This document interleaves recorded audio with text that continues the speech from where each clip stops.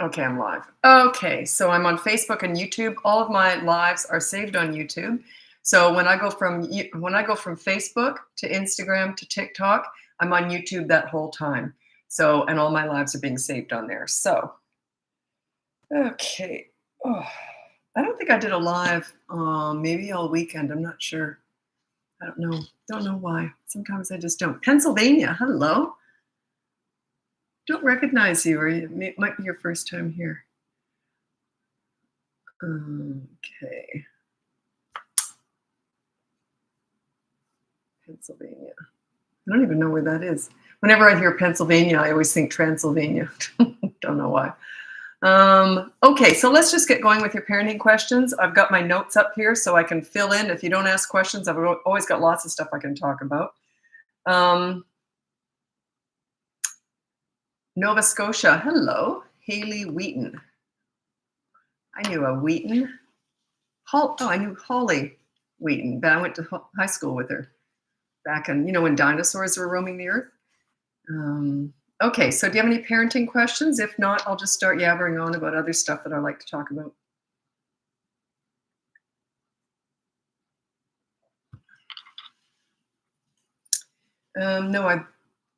No, I've been here. The one with the 1-year-old, 9-year-old, newly resided trouble. Oh, okay. Newly resided troubled 15-year-old. Well, teenagers are my favorite age. So, and I never worked with an easy kid. So I started my business doing teen crisis work. And I don't lead with that anymore because I want to prevent that. So, but yeah, I love teenagers. Okay, so any parenting questions? If not, I'm going to just point something out. Someone asked me this before. They said, when they do something bad, shouldn't you replace it with something good? And this kind of gets a little bit confusing, but this was with toddlers. So what they were saying is if they're doing something bad, shouldn't you get them to do something good? Not with a toddler under the age of 3. They're not rationalizing. They're not thinking that through.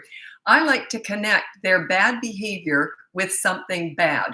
So if they hit with a toy, I like to take the toy away. They won't get it the first time, and they're not about words. They're all about actions. So I want them to connect bad behavior with something bad happening to them. When I say bad, I don't mean tragic. I just mean if they hit with a toy, you take the toy away. So they will connect hitting with the toy going away. So they will eventually get it, but not the first time, maybe the 50th time. Okay, this is from Aaron. My 12-year-old lies about, oops, sorry, it scrolled here. I wasn't hanging on tight enough. Oh, sugar. My 12-year-old lies about everything under the sun, and it's hard to believe anything he says now. So get my free behavior board. That's in the link above. By the way, my free behavior board, my mini toddler course is my big boot camp course, 3 to 12. And then coaching. Anyway, that's on the link above. Get the free behavior board and you put down no lying as his rule. And then when he lies, and you put down in brackets, I will decide when you're lying, because they're just going to deny it, right? So say I'm going to make that call, or whatever word you want to use, or however you want to phrase that. So here's what I do. If he lies about something, I said, I'll tell you what, can you tell me exactly what happened? And I would literally get a pen and paper and take notes. And look, don't use your phone. It looks better. I don't know why, but it just looks better if you're writing stuff down, because it slows down the process too. So you say, oh, and then what happened? Oh, and then what happened? And then like maybe a few hours later, because he's 12 years old, but with a little one, I'd do this probably 1 hour later. But a 12-year-old, I'd maybe do it a few hours later. So say, can you please tell me again exactly what happened? If he's lying, he'll change the story. He might embellish it, but the truth never changes. So if he's telling the truth, it won't have changed. Anyway, give that a go, and then just make the call. And you say something like this, you know what? Let's go to the behavior board, because I've decided that's a lie. You always go to the behavior board and just call it what it is. Say, I decided that's a lie. So then if he says, no, it wasn't, I swear I was telling the truth, say, chances are in the past you've lied and got away with it. So this is kind of making up for that. So I'm not going to worry about it. I already said I'm making that call. Anyway, then you go to the behavior board and have the consequence for the lie. Check out the behavior board. It's free. It's in the link above. It'll explain how you do it. But yeah, lying is actually quite an easy one to deal with because of that. You got to take notes though when you're asking. You got to look really official. There's no anger in anything, no judgment, no criticism. It's just, hey, you made a mistake. Here's the consequence. It's treated like a business transaction. A lot of parents get that wrong. They say, how long should I be mad at my kid when they do something wrong? And I say, never. If you like, disciplining should be quick, Over and done with, no emotions. It's like a business transaction. The rest of the time, be best friends with your kids. Be silly, be goofy, have fun with them, connect with them, bond with them. But when you're disciplining, it's just like this. Like, hey, I didn't like that. Here's the consequence. Do you understand? And then go back to being happy again. Switch it as quick as possible. They may still be mad. I don't care. Doesn't matter. It's you, your leadership. Okay. 2-year-old has severe tantrums over everything. Is there a way to make them less often? It takes time. It's what I call a slow burn. I do have a toddler tantrum busting course if you're interested in that. And it teaches you how to ignore a tantrum effectively. You do ignore tantrums. You ignore the crazy and reward the calm. A tantrum is not bad behavior. It's a loss of control over not getting their own way. Now, if they're tantruming because they're tired, hungry, or sick, you give them whatever they want, okay? Because that's different. But if they're just tantruming because they didn't get their own way, then you completely ignore them while they're having it. I'll give you an example of that. My son was 3 years old, and I think it was his second to last tantrum. And we were at the mall. It was a very loud, busy mall, so his tantrum was not disturbing anyone. So I pulled him off to the side and just set him down against the store window. And then I pulled out my nail file, and I'm just standing there filing my nails.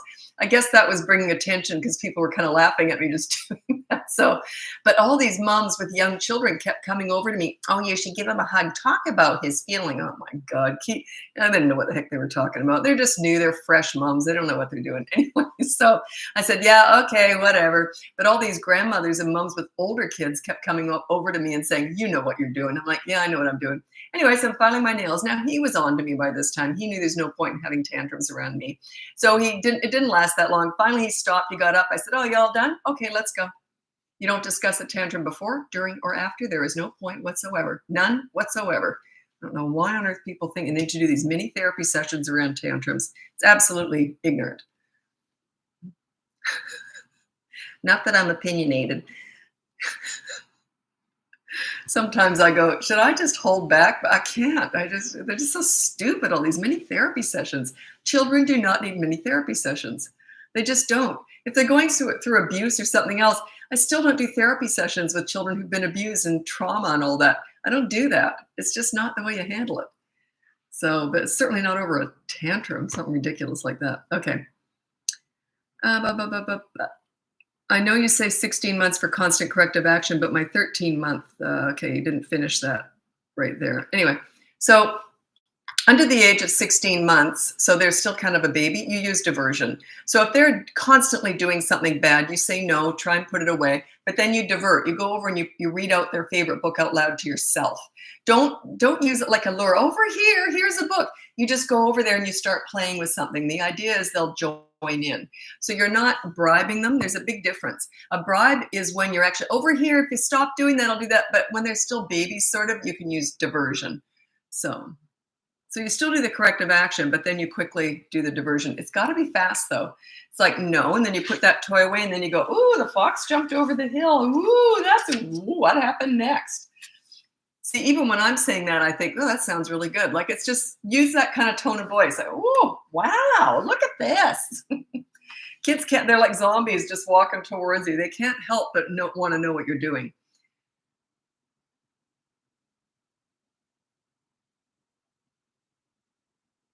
"13-month-old throw toys, food, and bites." Well, I don't know why he's throwing, okay. There's a lot of different things in there. Let's just do the food one. That's an easy one. If they throw food, why on earth would you hand it to them? There's no way I would give them a weapon. Like, he's throwing it. He wouldn't be able to hold it. What I would do is, let's say they sit in the high chair. I don't give children food anywhere but when they're sitting at the table in a high chair, whatever. There's just no way. There's no reason for them to wander around with food. It junks up your house. I can always tell when people have kids that eat around the house, their house is just mucky. There's no reason for it. And plus, that people don't want to have you over if they think your kids are going to be smearing chocolate all over their curtains and everything. So anyway, yeah, just have them sitting at the table, and then you hand them food. The second they throw it, you say no, you pick it up, throw it away, and then you hand feed them. There's no way I would give them food after that. For the rest of that meal, they may have an absolute fit. That's okay. That's their process. Allow them to learn. That is their process. By the way, this has happened a few times recently. Hi, Sarah on YouTube. This has happened a few times recently. If you're going to sign up for one of my courses or buy one of my courses, Or it's funny, it never happens with coaching because it's a different process. But if you're going to buy a course or sign up for the behavior board, make sure you put the correct email in. Do you know how many people say to me, I never got my course, I paid for it. And then it takes me, because often their name is different, right? So I type in a search for their name, but they've used their husband's name or their, so it's a completely different name. I can't search that way. And then their email, they put their email in wrong. Quite a few people have done this. Like they'll do, instead of .com, they'll do .con with an N or something like that. So it can take, I can spend an hour or two looking for that, right? So yeah, make sure you put in the right email address. A few people have done that. I'm sure I've done stuff like that too. I'm just saying, just make sure when you're buying a course, just make sure you put the correct email in, or at least have a consistent name, the one that you put in when you bought something, and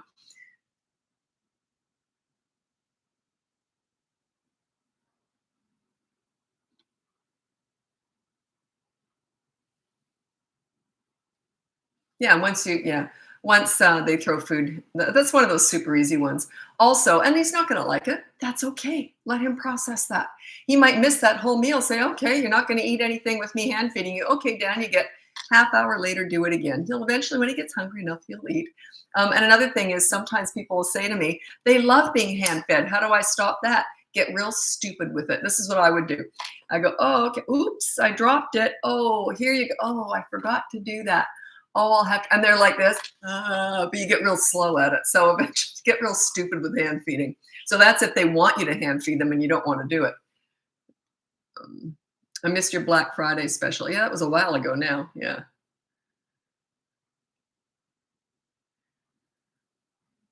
I'm interested in a few of your courses. Especially anytime soon. I don't have any plans right now. It'll probably be another Black Friday special. When is that? November something? So yeah, I don't know.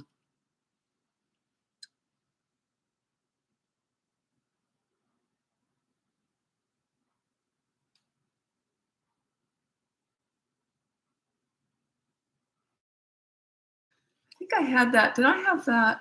I might have just had that on my boot camp course too. I can't remember. I wasn't the one who organized it all. I have someone else who does that. I have someone else who's a lot smarter than I am who does that back end stuff. Okay, how do you handle when your 2-year-old throws their toys and then you subsequently pick them up and they don't care that you've taken them? Just they'll eventually care. But also, have you got a toy rotation system going? Have they got 100 toys out or just 5? My kids only had like 5 toys out at any given time. So if they kept throwing them, 5 toys would be put away. So they would care. So yeah, you got to think it through. You got to really think, you got to sort of really think from their perspective. Wait a minute, if they put away 10 toys, I've still got 90 toys to play with. See what I mean? So it depends. Plus, oftentimes it's just you just got to be consistent. They're not going to learn right away. You got to be consistent with this, especially A still doesn't care. Like, yeah, just be consistent. It takes time. Toddlers don't learn something right away. Not at all. It's usually, I always say, maybe the 50th time they might learn. But make sure that you do it. If you do something 9 times out of 10 correctly, they'll remember the one time you didn't do it right. They just do. They just remember every time you mess up. I don't know why. I remember my son once, we were laughing, and he was a teenager, and we were laughing at all the stupid things I've done as a mother, and I've done a lot of dumb things, but just stupid things I've done. So we were laughing, and I said, what about all the great stuff I've done? He went, what? They remember all the dumb stuff you've done? So yeah. Raising grandson, he was abandoned. How so we deal with separation anxieties too? That would be almost coaching, depending on what's happened. If he's abandoned, he's probably got some trauma. So stuff like that usually is one-on-one coaching. Because I don't know what's happened. That's the thing. I can't answer that because I don't know his history. Two, they're pretty resilient. They can recover from stuff.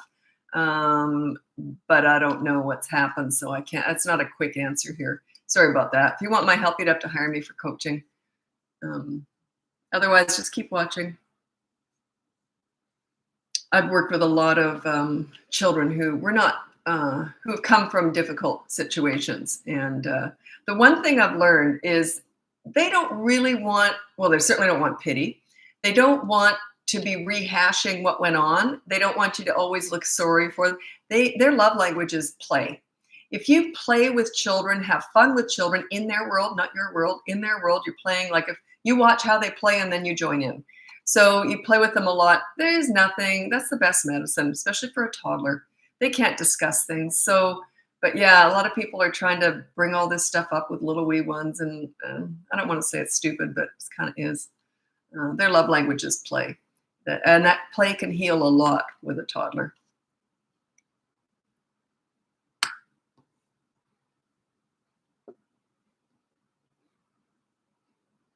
I love my clients when I'm coaching them. You really get to know them, and they always want to do these big explanations with their kids.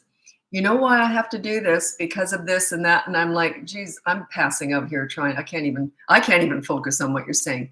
Kids are all about quick stuff. They don't care. They don't want the lectures. They never do.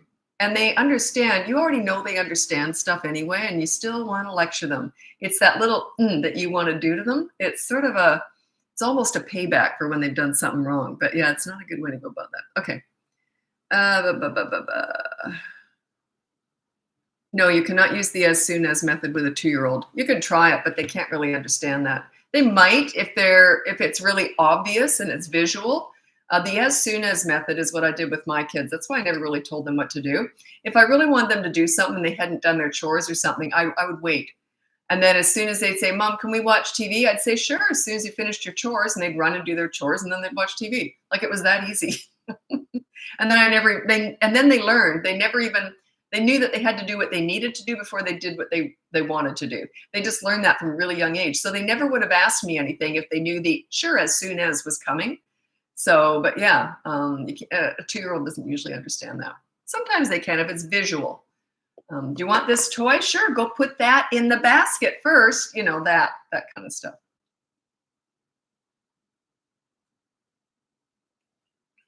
I'm drinking, what people ask what I drink is kombucha. It's cayenne pepper one. It's good until you get to the bottom and all the cayenne, the hot stuff is settled to the bottom. That's a whopper of a last sip. Okay, how much is too much screen time for a 3-year-old, and how do you manage screen time at that age?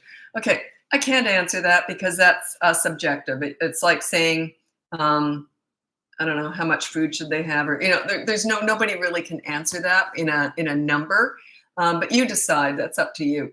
But yeah, I would manage it at that age. I would say, I don't know, 3 years old. Let me think. I always say I have a very specific way of managing screen time. I'll just tell you, there's 3 different ways of managing screen time. You decide what's going to work best for you. Number 1 is you give them like a certain amount of time every single day. And then you decide when they're allowed to do that. They can't just do it whenever they want. So let's say a half hour a day. I don't know. You pick it. The other one is they have a slotted time each day. Like let's say after dinner, you can, whatever. So there's an amount of time, then there's a time block that they can, and then I don't use either of those. Like what I did with my kids is I'd say, well, you have this many hours per week as they get older. You have this many hours per week, and then you decide when you watch it. But they didn't overdo it, so yeah, kind of didn't have to worry about that too much. But that's what I would do as they get older. But you decide which one works best for you. Probably at that age, it would be an allotted time each day with it like a time block each day. The good one with that is if that night you go out or something and they can't do it, then that's a whole day off of screen time, which is not a bad thing. Because often if they have like a half hour screen time, then they demand it. You know what I mean? They say, well, I didn't get it, but it's your bedtime. You can't watch it. But you said I could have a half hour a day. At 3, they don't usually do that, but by 4 or 5, they might start arguing that. How do you deal with a 3-year-old not wanting to put on their winter coat? So this is when they have to go somewhere. You know what I would do? I would plan an event where they want to go somewhere. And then I would say, okay, so you get on your coat and then we can go. And how old are they? 3. So then they're going to put their coat on because they want to go somewhere fun. So then you say to them the next time they don't care where they're going. And you say to them, okay, so get your coat on. They say no, and say, I'll tell you what, we're not going to go to the park tomorrow if you don't learn how to put your coat on properly now. So you use it as a lure for the next time. It's a little bit complicated, but you get the idea? You can figure that out.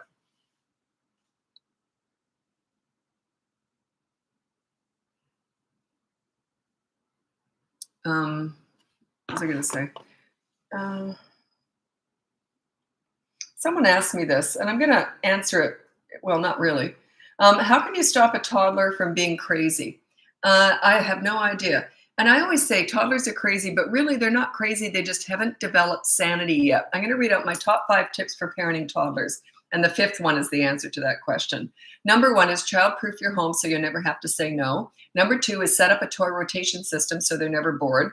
Number 3 is when you want to connect with your toddler and bond with them, you enter their world. You watch how they play and join in. You don't go to the nail salon. You go to the park and roll down the hill with them. Do silly stuff. Number 4 is similar. When you want to discipline a toddler, it's all in their world. They're not about words, they're about actions. So you do consistent corrective actions every single time you're trying to correct a behavior because they learn through repetition. And the last one is stop trying to figure them out. They're brand new, fresh human beings. They are kind of crazy because they haven't developed sanity yet. They're not there yet. Imagine if you were only 2 years old and for one of those years you were a potato laying on a mattress. Like they've just got one marble and some tumbleweed floating around in there. They'll get there. They're cute as a button, but they're all feet, no brains.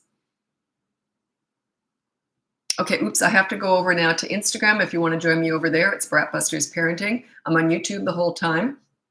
And what was I going to say? Oh, yeah. If you go on the link above, you can get my free behavior board, my mini toddler courses, my big boot camp course, so you can hire me for coaching. It's all on the link above. So we'll talk to you tomorrow again for my regularly scheduled one, or you can join me over on Instagram now.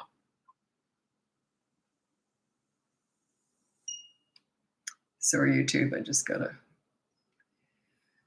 push a few buttons here. Where am I going? Instagram and hit and live. There we go.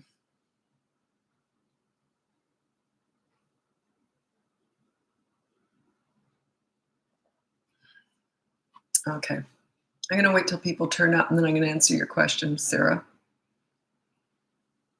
Hello. Instagram's weird. Everyone turns up at once on Instagram. They don't do that on any other platform. Everyone turns up at the same time. It's bizarre. It's like I go from 0 to 100, like 10 seconds. It's really weird. Nowhere else that happens.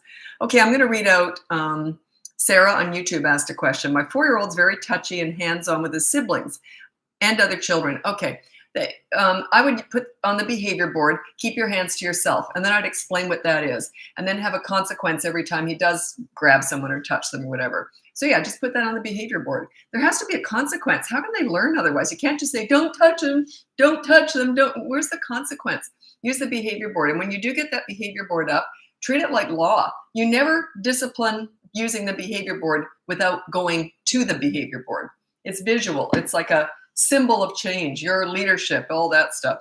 Anyway, you might want to check out my boot camp course too if you really want to work on your leadership skills. It goes for 5 weeks. Someone asked, yeah, I know I get flagged on Instagram. That's why, but I get flagged everywhere else too. Why does everyone else peter in? And then on Instagram, bang, they're all like in a clump. So like everyone lives together and they all, oh, let's join now. It's just bizarre. I don't know why stuff like that annoys me. You know what else annoys me? Is West Virginia and Virginia. Where's the East Virginia? I looked at it actually. I can kind of see it because there's West Virginia, then Virginia. It's all sort of around it. But anyway, stuff like that. Why does that bother me? I don't know why. But yeah, I don't understand why Instagram's so different. More people are more online on Instagram. Oh, really? What about at TikTok? They really peter in on TikTok. I thought they were online there. Oh, okay. I'll have to think about that. Okay. Appropriate consequences for lying. You know, the consequence doesn't really matter. Everyone gets caught up in that. Oh, what's a good consequence? It's usually a good deed. It's a symbol of a good deed. It doesn't really matter. So they do something bad, you get them to do something good, like a good deed. The punishment doesn't always have to fit the crime. Usually it doesn't, actually. So if they lie, then they have to empty the dishwasher that night, or they have to make your bed, or, you know, or help you with the laundry, or mow the lawn, or whatever. They have to do a good deed. If they won't do that, you always start with a positive action consequence. There's always 2 consequences for the kids on the behavior board. So you start with a positive action. If they won't do it, say, well, that's fine. Okay, so then you go to the second one. You say media blackout starts now. Okay, do you understand? 24-hour media blackout. It's just an example. You can do all sorts of different things. So you start with a positive action. If they won't do that, you do a negative deprivation. You take something away. It's their choice. Then they'll often run and do that chore. Never mind, I'll do the chore. I don't want 24-hour media blackout. Never mind. And then they run and empty out the dishwasher. I would say, well, thanks for that, but you still got media blackout because I said you had media blackout. Not fair. Not well. You'll know next time, won't you? Like, there's no way I would explain myself. No way. It's all on the board. No guilt whatsoever. None. I'm proud of this stuff, like, because you're bringing out the best in them. I'm proud of it. When I'm disciplining, I'm proud of the fact that I know how to be a leader. When I say, okay, you didn't empty out the dishwasher within 10 minutes of being asked to do so, as per the board, so 24-hour media blackout starts now. Do you understand? No, I hate you. Well, whatever. Just, don't worry about it. Make it happen. But don't smirk like I do. I love all this stuff. So I have a hard time not. Yeah, well, you'll know next time, won't you? Don't do that. Like, I know I tend to smirk because I love all this stuff. It's so easy for me because I know the results. Once you know the results, it's easy. You got to work to get there, though. You got to earn that respect. I know people used to say to me all the time, God, you're so lucky. Your kids are so easy. But no teacher, principal, or friend ever said that. They knew I put in the work. I worked for that. I earned that respect. And it was mutual. I gave respect to get it. My kids had a voice. Believe me, if they didn't like something, I heard about it. And if I messed up, I heard about it. And I had to make amends.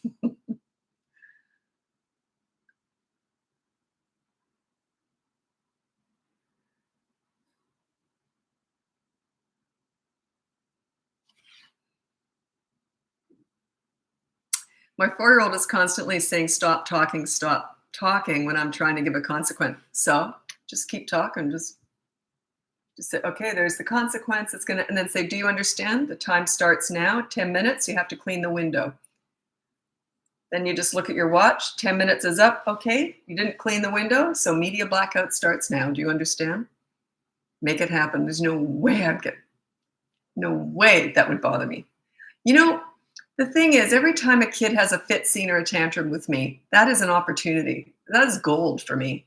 It's like, oh, I get to exercise my leadership. I get to show them how calm I am. Leaders are very calm. When you're disciplining, you are calm. The rest of the time, I'm nuts. Believe me, I'm this crazy mother. But the rest of the time, when I'm disciplining, I am very calm. If you allow them to get under your skin, they are in charge, and boy, do they know it.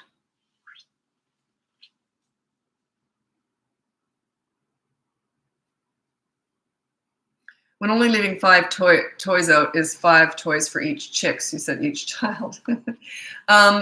It depends. Everyone's got a different household. I don't know how you're set up, the age differences. It can be 5 per child, and also you never put the big stuff away. Like, I would never put Lego away, but I had rules. Like, they couldn't just pull out Lego pieces. That was a project. They'd say, can we set up the Lego in the living room? I'd say, sure. We'd lay out the table, whatever. We'd get the Lego out. So that was a big project. There was no way they were just allowed to pull out all those little Lego bits. But then once they started playing with it, they could leave it set up for like a week even, so long as every day they went back and played a bit with it. So yeah, I never put away the big stuff, like the PlayStation, the Lego, but that was stuff that I controlled, the big stuff. Like, they couldn't just go on the PlayStation whenever they wanted. But those other toys that you're rotating, they can do that whenever they want. My kids never had a problem with it. They only asked to rotate toys maybe once every few months. Because we were busy, we were out and about a lot. And also, we used to go to a toy library. I raised my kids in Australia, and there they have toy libraries. They are free, and they're attached to a regular book library. And you just go around the back. They always have like this, this area, the shed or whatever, and you just get these toys for free. But they weren't normal toys. They were like those big, huge outdoor activity center things. And they were fancy. They were big doll houses. They were the big stuff that was very expensive and kids get bored with. So I think you had it for maybe 3 weeks or something, 2 or 3 weeks, and it was completely free. Fantastic. I would look into stuff like that. See if you have I'm not religious or anything, but if I was, I would ask the church to set up something like that. What a great service for a church to have, to set up a toy library. It could just be with the people who go there or whatever. So yeah, you could probably set something like that up. But yeah, so my kids always had stuff coming and going, and but their stuff, there was never clutter around the house because I had everything on a toy rotation system. And then also, when you get that big toy, they just focus on that. Like, they wouldn't even look at those 5 little toys or the Lego. They were just focused on that new thing for the next week or 2, So I always made sure they had interesting stuff. And then also, I would make Play-Doh every so often. So I'd say, okay, we're going to make Play-Doh now. So the afternoon was a Play-Doh event. That was it. There was no Play-Doh around the house. It was like, sit at the kitchen table. Mom's going to make some Play-Doh, and then we're all going to do that together, whatever. That was an activity. And then we'd clean it all up, put it away, and save it for another time. It wasn't just left out to get gross and get smashed into other stuff. Yeah, I got I was just I'm very organized though. Like I'm more of a minimalist. So, and I'm very organized. So it just helps. It makes the kids easier too, because that's how classrooms are run. They're run with like activities. So there is a lot of stuff that doesn't transfer between classrooms and home, but activities and being organized, that does. Yeah.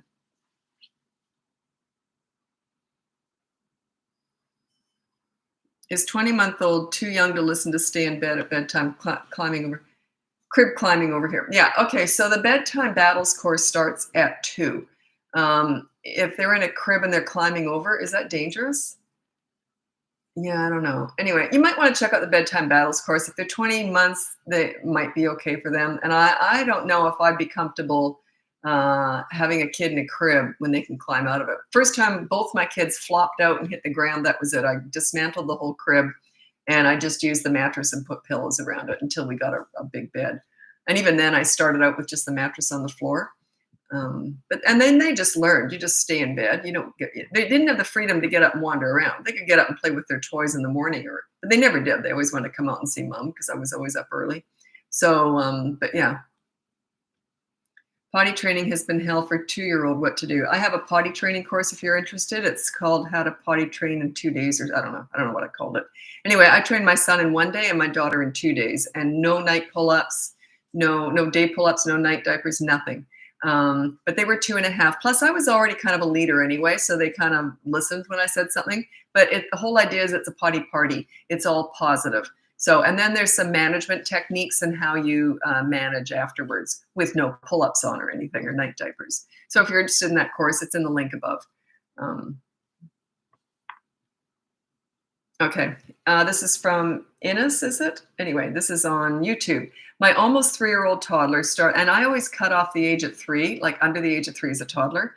My almost 3-year-old toddler started grabbing my leg while crying during her tantrums. I've been calm and ignoring the tantrums, but now she grabs my leg. So I would just stand there. I wouldn't even pretend I noticed.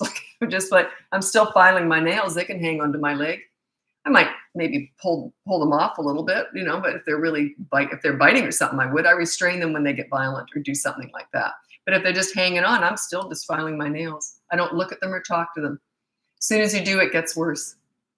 And just don't give it any attention at all. Yeah, I don't let people in on my videos. I only did that once, and it was on TikTok. I just started doing lives on TikTok, and I didn't know how to do it. So someone said, "Can I come in on your video?" And I said, "Sure, come on in." I thought, great, I'll do some live coaching, right? And yeah, they just talked about their business. I've got a big following on TikTok, and they were just after my audience. They wanted to push their business. Click, got rid of them, and I've never done it since. Not to say other people won't do that, but it's not worth the risk for me to do that.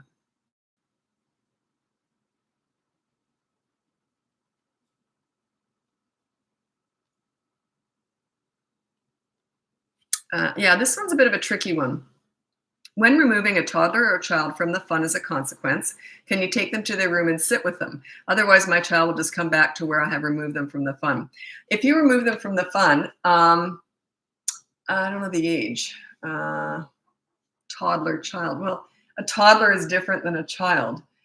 Yeah, now I'm stuck. I don't know how to answer that now because I don't know what age. Let's say it's a toddler. So you remove them. I always say it's consistent corrective actions. You remove the fun from them from the fun. Yeah, I would probably pick them up even and just sort of be really boring, have them facing away from you and just doing the dishes or whatever you're doing.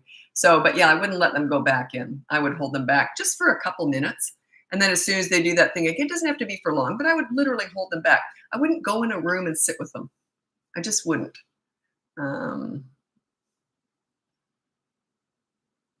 Why don't I like that? How can I explain that? It almost looks like purgatory, like the two of you. Yeah, I don't like it. Just go about your business, but you can hold them, but don't make a big deal out of it. They will, but don't you make a big deal of it. I need help developing my leadership skills. Just keep watching, or you can check out my free behavior board. Or if you really want to go full force, I have a 5-week course called Boot Camp Course.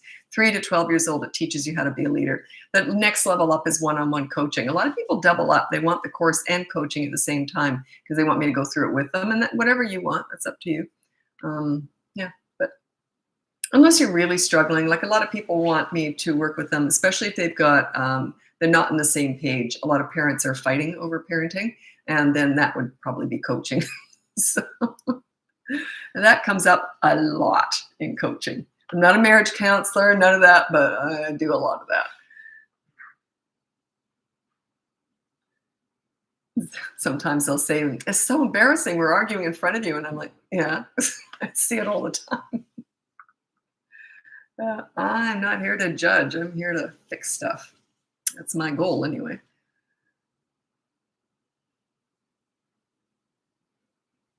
Okay. My 33-month-old, so almost 3, faints when he feels frustration or fear instead of having a tantrum. Please help. Well, that's a medical issue. I can't possibly answer that. I don't know why he's fainting. I'm assuming he's holding his breath. If that's the case, I know what I do. It's an old grandmother thing to do. You can look it up, but I can't tell you because it could be potentially a medical issue. But if he's just doing it, he's holding his breath, then check out, look what you could do. If he's holding his breath, look it up if you're interested, or take him to a doctor if you're really concerned.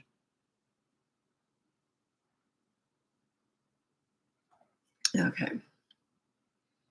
4.5-year-old refuses to sleep alone. Every night she sleeps with parent. Any tips? Yeah. I have a bedtime battles course on that. It gets ugly, by the way. It's not easy, but it's worth it. It's probably one night of hell, maybe a second night of not quite so much hell. But yeah, it's a rough night. But that's my bedtime battles course. If you want to check that out, it's in the link above. And it goes from 2 to 8 years old. There's 2 parts: how to get them in bed, and the second part is how to keep them there. That's the hard part. I got some really funny stories about clients who've done that in coaching. They usually curse me through that process, but it's worth it. You got to be tough with this stuff, though. These kids usually can wrap you around their little finger. I'm scared. I'm hungry. I'm like, whatever. There's no way I'd be pulled in by all that stuff. But they really look scared. And I'm like, yeah, whatever. If they truly have night terrors or something, those are exceptions. But yeah, usually they'll pull out anything, pull out all the stops to get you to sleep with you or to keep getting up. So yeah, don't get dragged into all that stuff.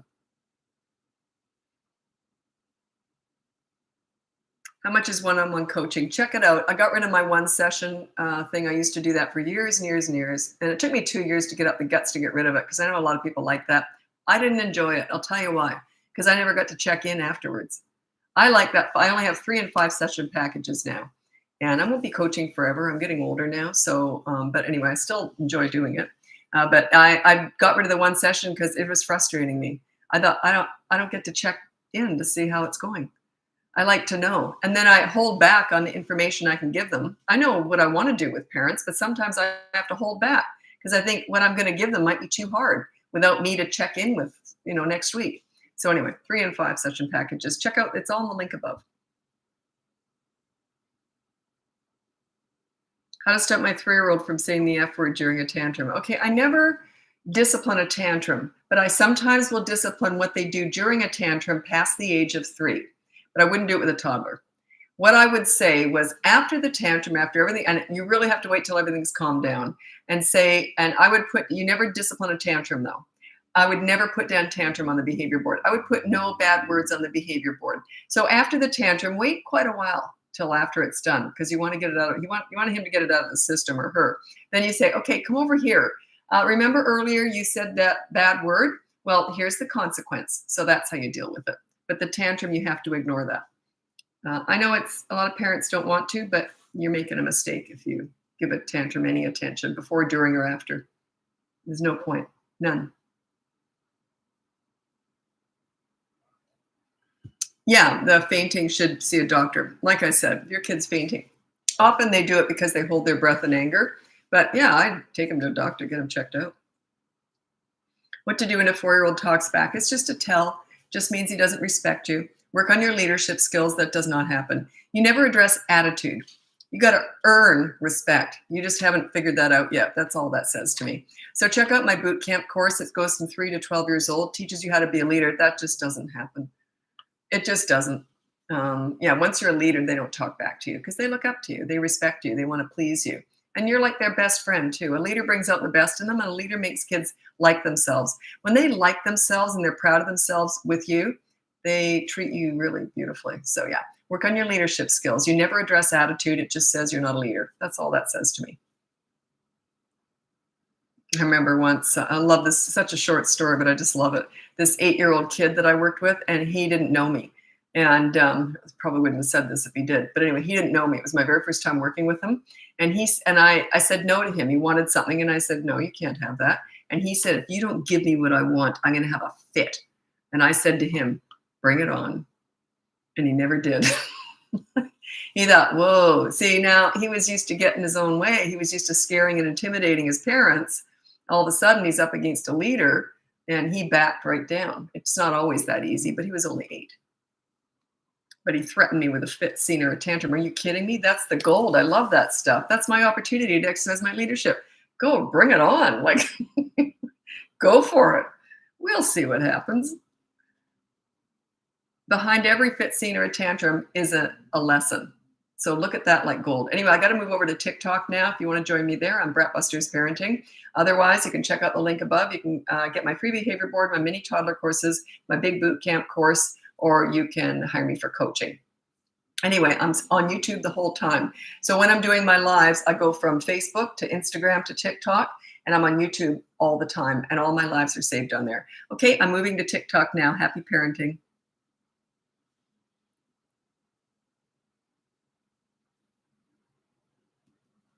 I got a lot of buttons to push to move over.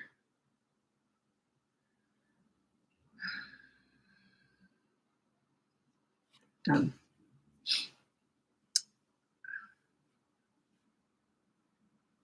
Okay, I'm going to answer your question about the tantrums as soon as I get some people turning up. Really good question.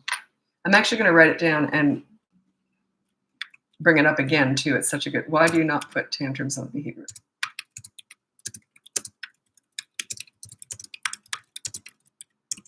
Good question.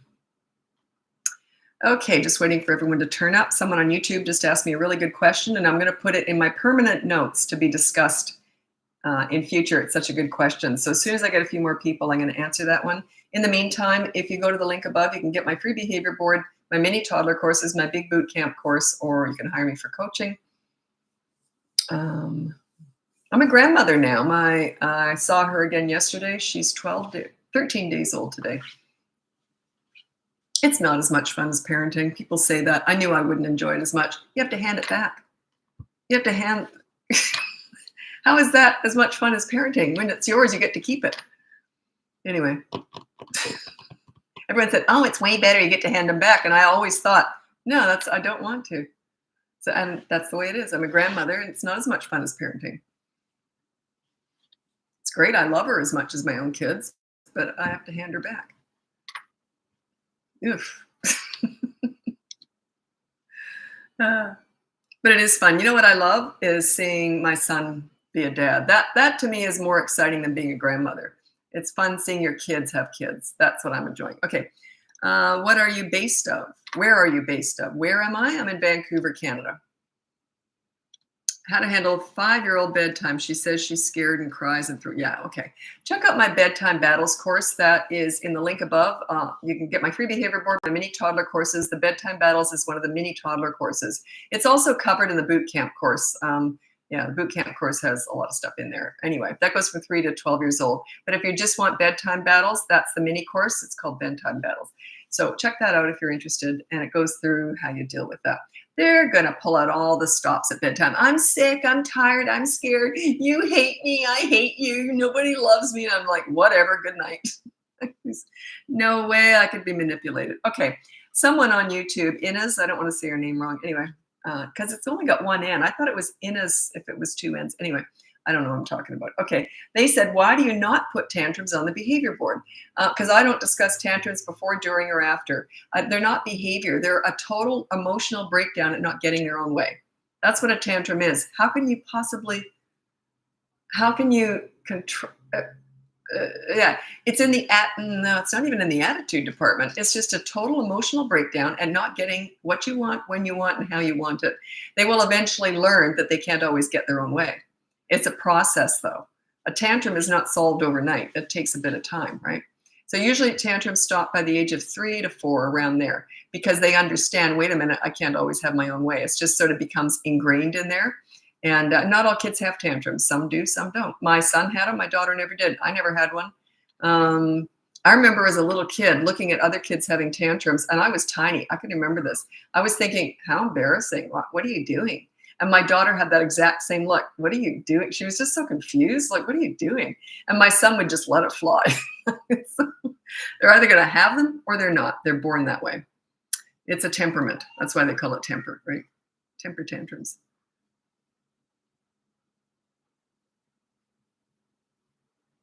I always buckled down on the bedtime routine from the time of birth and worked on it. Yeah, I wasn't strict with my kids when they were babies. Like, what I mean is it's like they were still getting up in the middle of the night for quite some time, because I tend to baby babies. They cry, I pick them up. I'm very, I don't know. Because there's I'm not saying that you did anything wrong. I'm just saying I'm not defending it. Like, what I mean is, I don't know if I'm right with this. It was just my personal choice. If my babies cried, I picked them up. And I remember someone once said to me, oh, you're spoiling them with attention. And I'm like, how can you spoil a baby with attention? They're babies. They're very fresh. They really need that. They cry. I'm going to pick them up. There's 4 different stages of parenting. Sorry, I don't even know why I have to look at this, but I do. If I don't look at my notes, I'm worried I'll get sidetracked and start talking about something else. That's why I do it. It's just to keep myself in track. See, I lost track already. Okay, 4 different stages of parenting, and it's based on the children's ages, but it's all about you. It's not about them, okay? The first stage is the baby stage. So you're a very different parent with a baby, 0 to 15 months. It's all nurturing, picking them up when they cry. It's just nurturing and correcting, okay? Little bit of discipline in there, like no, and then you take something away, but then you divert their attention and you read with them or whatever. So that's the baby stage. Then you move into the parenting toddler stage. This is 16 months to 35 months. It's the way I've done it. 16 to 35 months, okay? That's when you're getting more into discipline. And you're getting the separation anxiety might start to happen. You're just sort of getting a little bit tougher, like you're teaching them things at this point. So it's consistent corrective actions. They're not about words, they're all about actions. And then the third stage is the child stage. This is at the height of your leadership, 3 to 12 years old. I know they're very different, but you're not. You're their leader. They desperately need, crave, and want a leader. And you're at the height of that. They want to please you. You're a safe place to land. If you're not a leader at home, they're going to go searching for it elsewhere. They're going to be very susceptible to peer pressure, bullying, the drug dealer on the corner, the internet, the Kardashians. They're going to go searching leadership anywhere else if you're not a leader at home. So, and they still have a voice. You don't want obedient soldiers. A lot of people think that way. I'm not like that at all. My kids, believe me, they had a voice. But if I did something they didn't like, I heard about it very quickly. And I was very quick to apologize too. And anyway, because I tend to get very impatient, I'm very like rush them around. That's when they would kind of come after me. So then you go into the 4th stage. That's the teen stage. You change your parenting style quite drastically with teenagers. I think teenagers are fun. I thought they were a piece of cake overall. A few little things here and there. But the thing is that parents struggle with teenagers because they don't understand how to transition from the child to the teen years. I'm going to give you my top 3 tips for parenting teenagers. Number 1 is you listen to understand and show empathy. You don't listen to gather information to lecture with, or they will shut you out. They won't tell you anything. Anyway, so that's number 1. Number 2 is you negotiate pretty much everything. You might say something like this: hey, I want your dirty clothes in the hamper from now on. What do you want from me? So it's not a blanket statement, but it just gives you some ideas here, because you got to give respect to get it, especially with teenagers. And then the 3rd one is don't sweat the small stuff with teenagers. Let it go. Save your energy for the big stuff if you even need it. If they do something stupid and it's not a big deal, say something like, this is what I would have said. I would have said, well, that was stupid. Do you want to hear what I did when I was your age? And then we'd laugh it off. It's okay to make mistakes. So, because you did it, it's okay. That's how they learn. So anyway, that's the 4 different stages of parenting. Did I even answer the tantrum question? Did I even answer that? Why you don't put tantrums on the behavior board? I can't even remember if I answered that. You just don't, because you only put actions on the behavior board, and a tantrum is a total loss of emotional control. You deal with tantrums by ignoring them. You allow them to process tantrums all by themselves. They've got to learn how to enter a tantrum, be in it, and get out of it all by themselves. If you interrupt that brain while it's learning how to do that, you're just going to slow down the process. When you get good at this ignoring a tantrum, the way I teach how you do this is they will diminish in frequency, duration, and intensity. But it takes time. It's a slow burn. It's one of those things. But they should stop having tantrums by 3.5 to 4 years old. If they're still having tantrums at 5, you got stuff to work on. So, okay. I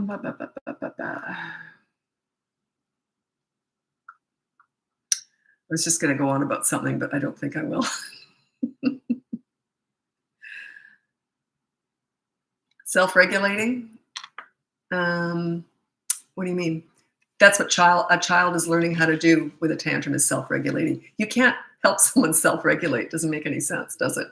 Here, I'm going to help you self-regulate. Then you're regulating. Yeah, yeah.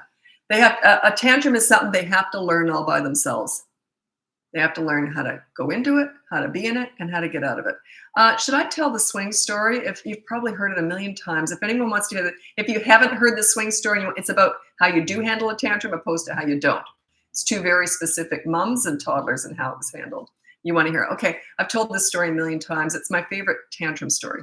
And it was a true story. My son was 2 years old, and I took him to the park, and there was a new mom down there with her 2-year-old boy. I hadn't met her before. She was new in the complex. So I said, hi, we're saying hi, and there's 2 swings, 2 2-year-old boys. So we're putting our little boys in the swings, and they both point to the other swing, and we're trying to talk, right? And we said, well, let's just switch swings. Who cares, right? They wanted the other swing. Toddlers are nuts, right? So we go to switch them, and they both start having a tantrum. Just they're crazy, right? So anyway, this is what we did. I took my son over to one bench. She took her son to another bench. This is what I did.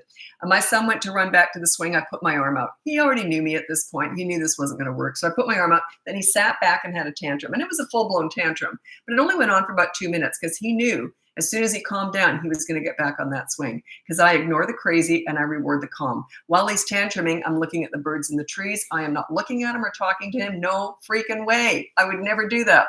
You don't feed a tantrum. Any attention is tantrum food. So anyway, I'm completely ignoring it. It only lasted about 2 minutes. It was a really short one. And then he stopped, and I instantly, as soon as he's calmed down, I said, oh, y'all done? Okay, let's go back on the swing. It's all over. Well, on the other bench, she was talking to him the whole time, feeding it.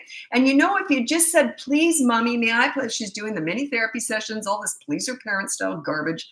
And if you just, let's talk about your feelings. You're a good boy. Mommy loves you. And it was just garbage. And I'm just thinking, this poor mom. I had a lot of experience with kids before I had kids, so that's why it was easier for me. Anyway, she was new at all this. And then the kid stops after about 20 minutes. This tantrum went on for like 20 minutes. My kid's swinging, having a great time. So it went on. Then this kid finally calms down. There was no reward for it. She gives him a mini therapy session. She discusses everything that just happened. He's 2. She's discussed 30 minutes of sheer hell for that mother and the kid. No lessons learned at all. Nothing. So anyway, I guess they went on the swing. My son was tired of swinging. We went home. Do you understand the difference there? My kid was already learning. He knew me. He knew that as soon as he calmed down, there's a reward. There's attention. Any attention is a reward. So yeah, ignore the crazy, reward the calm. And tantrums are crazy. You don't do that with all. That's not bad behavior. You only do that with tantrums. You don't ignore bad behavior. Not at all. I address it every single time. I don't let anything go. Tantrum is not bad behavior. It's a total loss of emotional control over not getting their own way. That's all it is. It's totally different from everything else. That's why I have a tantrum course. I have 4 mini toddler courses. One of them's tantrums, but then the other one that seems similar, but it's actually not. Toddlers who hit, etc. That's bad behavior. A tantrum is not. It's a loss of emotional control at not getting what they want. Big difference in how you deal with it. There's no way I would ignore hitting, but I would ignore a tantrum. Unless they start hitting during a tantrum, then you restrain them. But you still don't look at them or talk to them. You just prevent them from hitting themselves, hitting someone else, or damaging stuff. Whoops, sorry. There's no consequence for a tantrum.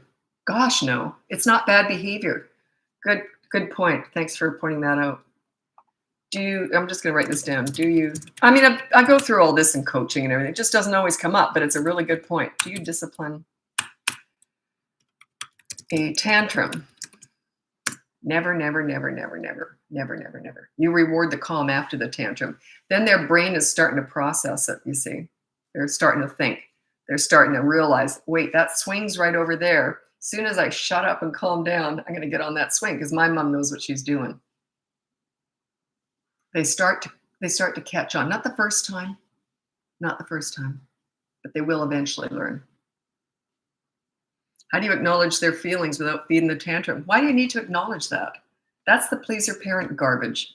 You don't need to validate every single thought and feeling and burp and fart. That's ridiculous. You do not need to validate them in that moment. Now, if your child is going to be damaged, listen to this very carefully. If you're worried that your child is going to be damaged by ignoring a tantrum, you got bigger problems. If you can damage your child by ignoring a tantrum, you might want to hire me. That's a bigger issue going on. My kids and any kid I've ever worked with totally understood. They were safe with me. I cared about them. I loved them. I was looking after them. They had no fear. If they are afraid of you and because you're not validating, there's something else going on there. You got bigger fish to fry. You want to hire me.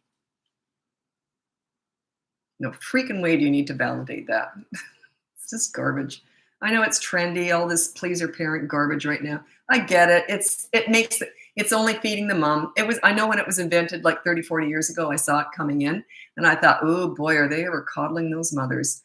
It's all about the mom. Has nothing to do with the kids. Nothing. Nothing. Makes the mom feel good. Use your words. Oh, what a patronizing, ignorant thing to say to a child. Use your words. Stupid. Could you imagine if you were arguing with your husband? Use your words. It's just patronizing. It's awful. Well, don't say you're a pleaser parent because then I feel like I'm insulting you. I'm talking about the whole movement out there, and I don't put any name on it. It's the newfangled pleaser parent. It's the same people who want participation awards for their children who just turn up. Is that the stupidest thing? That's when it first came in. First time I ever heard of a participation award, I thought they were joking. I said, you mean kids just turn up and they get an award? Oh, yes, they're participating. I'm like, are you freaking kidding me? Talk about raising self-entitled snowflakes with mental health issues. This is what you're raising. This is the adult 30 years later. You didn't validate my feelings. I'm just the bus driver lady. That's what you're raising, this victim, this weak mental health is just pathetic. Yeah, participation awards. God. I remember once, I used to have a column in the paper years ago, and I wrote a huge article on this because this mother, I was responding to this article that had come out, and this mom was upset because her child did not get a participation award. That child had not even turned up. He didn't want to go that day to the game, so he didn't turn up. She still wanted his participation. So she wanted a participation award for not participating. Yeah, it's just so ignorant. You can't even go there. It's so stupid. Anyway. But it became a trend. That's why we've got so much, all this woke stuff, this victim stuff. That's where it came from. Yeah, everyone's a victim. Put him in jail. He looked at me wrong. Yeah, oh, geez. Everyone's a victim these days.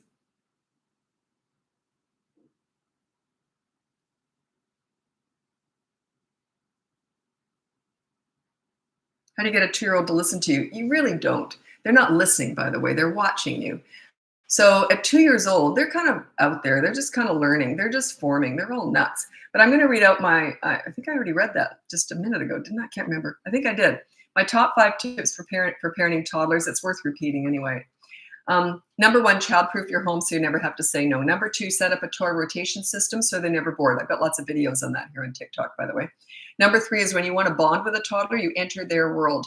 You watch how they play and you join in. It's all about them and their world. You don't go to the nail salon with a 2-year-old. You go to the park and roll down the hill. They'll start looking at you differently. And you want them to listen to you, they're going to start listening to you, but in their way, because you've entered their world. They just connect with you on a different level. Number 4, it's kind of similar. You discipline them in their world. They're all about actions. So you discipline them with consistent corrective actions, not words. These mini therapy sessions are just garbage. Talking through all these big feelings and big emotions, that's for you. They are looking at you. They're parroting you. They're looking at you. That, yes, mommy. Yes, they're not listening. They're just parroting you. Anyway, and the last one is stop trying to figure them out. They're not figure outable because they haven't formed yet. They're all different. What about if they go like this and smear poop on the wall? You're going to figure that out? You're going to have a therapy session about that? Nah, they're just 2. They just decide to put some poop on the wall. Some of them will do that. Some of them won't. Don't try and figure them out. They're not figure outable. Let me see, just a sec. Actually, I got to get going now. Thanks so much for joining me. If you check out the link above, you can get my free behavior board, my mini toddler courses, or buy my big boot camp course, or you can hire me for coaching. I lost my train of thought there. I say that so often that sometimes I forget because my mind is wandering while I'm saying it, because I should change how I say it. Then I would stay more awake when I'm talking. It's just certain things I say so often. Anyway, so thanks so much for joining me. And I'll be back again tomorrow. My regularly scheduled live is tomorrow. This one was just a pop-up. So, and when I do my lives, I'm on YouTube the whole time, but I go from Facebook. I do it in alphabetical order because I used to mess it up. So I go from Facebook to Instagram to TikTok. So, but then I'm on YouTube the whole time, and that's where all of my lives are saved. So thanks so much for joining me, and we'll talk again tomorrow. And happy parenting.